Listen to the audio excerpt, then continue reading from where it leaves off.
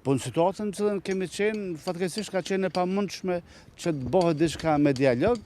por në kësaj radhe mendoj që nuk ka qenë faj vetëm i Kosovës, sepse edhe në Serbi kemi një situatë politike shumë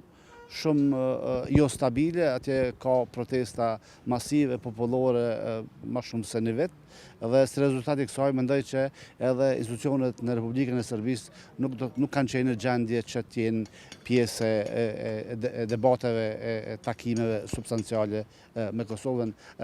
Sigurisht që kjo e pengon, por si që thash më herët,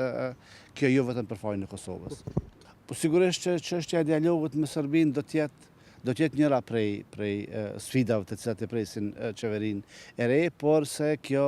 ka të bëjë shumë edhe varet shumë edhe prej zhvillimeve në Serbi. Sipas informatave që kam, atje do të ketë zgjedhje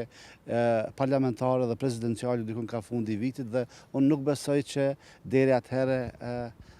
institucionet serbe do të shohen debate të thella, nëse mund të them kështu, me partnerët nga Kosova.